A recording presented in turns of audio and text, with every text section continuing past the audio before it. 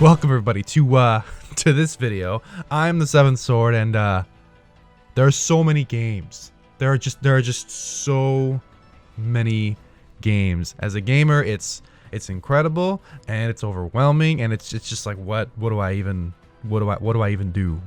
What do I don't even have time. What do I do? I want to play them all, but I can't. There's so many. Let me break it down.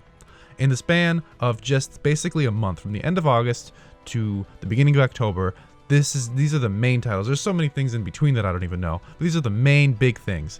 It started off with Astral Chain at the end of August, then it goes into Monster Hunter World Iceborne. Right after that, we got Gears 5, Greedfall, and now we've got Borderlands 3. That just dropped. In the future, going forward, we've got Zelda Link's Awakening on the Switch. Then we've got, what's after that? Let's see. We got The Surge 2. Then we've got Code Vein. And kicking off October, we've got Destiny 2, Shadowkeep. I'm sure I missed something in there. There's other things. I know there's like re-releases. Final Fantasy VIII got a remaster, things like that. But I mean, that's beside the point. At least that one I've beaten in the past. I don't have to get you again. I beat you. You're done. So I guess I just wanted to make this video because I wanted to talk about how crazy it is that we're getting so many high quality releases all at once.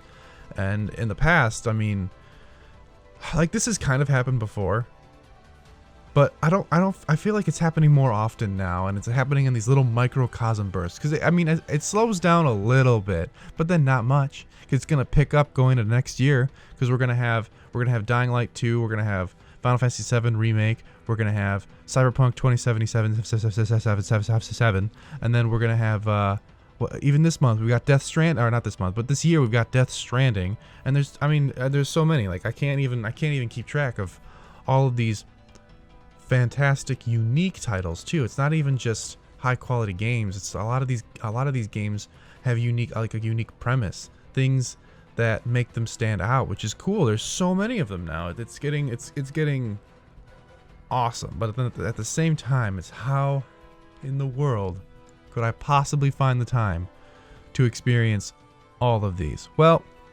I'm gonna just share my opinion on how to do it. Pick two. You pick two at a time. And my method to this is you pick one single player game and you pick one multiplayer game. And when you finish one, you replace it with another one. So, my single player game, if I can't do this, unfortunately, because I'm part of Talk Gaming and I have to cover them as best as I can. I'm not going to be doing formal reviews for all of these games coming up because I don't get them. I don't get release codes like IGN and Kotaku and all these other things. I have to just get the game when it comes out, play it as much as I can between work and other things, and then get some sort of opinion up about it.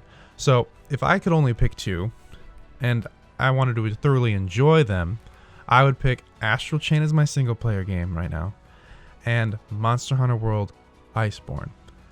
And the reason why I picked those two games to start off with, I'm not saying all the other games are bad, I'm just saying those are the ones I'm starting off with, is because they were the most appealing to me. They were the most fun. They're the ones that called me back and made me want to continue playing. So you have to do that. You got to pick the games that you know you're going to want to come back to and that have the best value. Monster Hunter World, because I know that Capcom has been supporting the hell out of Monster Hunter World originally with all the free DLC for the first year, and they're doing the same exact thing with Iceborne. So I know that there's a year's worth of free content coming after all the content that they already jam-packed in this just neat little awesome jewel. So that's why I picked Monster Hunter World as my multiplayer game, and I pick Astral Chain as my single player game just because it's Platinum Games, and I know that the combat is going to be fun, and I love single player games with action, stylish, fancy combat. I love it. So I just know what I like, which is why Final Fantasy VII. But here's the thing: if Final Fantasy VII and Astral Chain came out at the same time, and I can only pick between both of those to start off with, I'd pick Final Fantasy VII.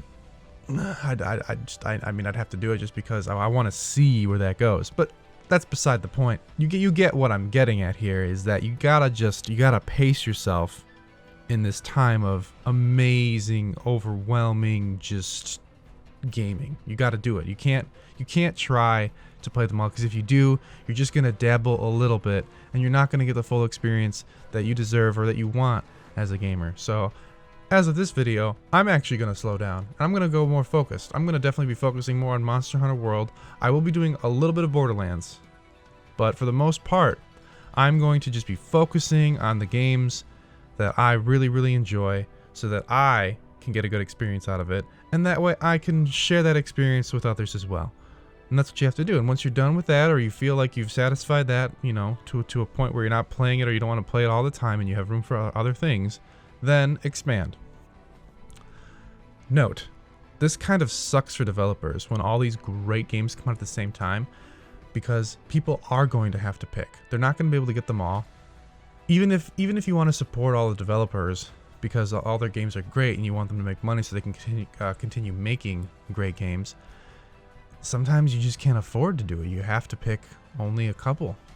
So in that sense, a game can be released that is fantastic. It's just another game came out that built more hype or did better advertising or more people were excited about. So even if you make a great game and you release it in this month, it might not do well. It just might not.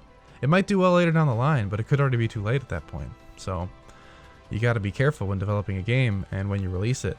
And if you really think that you can compete with the titans out there that are Borderlands, Destiny, and so on and so forth, because even Destiny, I think, moved Shadowkeep because of Borderlands 3. Because they knew that people are going to get into Borderlands 3 and not want to stop playing for a while. But so those are just my opinions. That's just how I feel about the situation today. Let me know how you feel about the I don't even know what to call it. What do you call this? Like gaming Christmas, but not even on Christmas? I don't know. I mean, yeah, share your thoughts below. I'd love to hear them. And thanks for watching, everybody. I'll see you all later.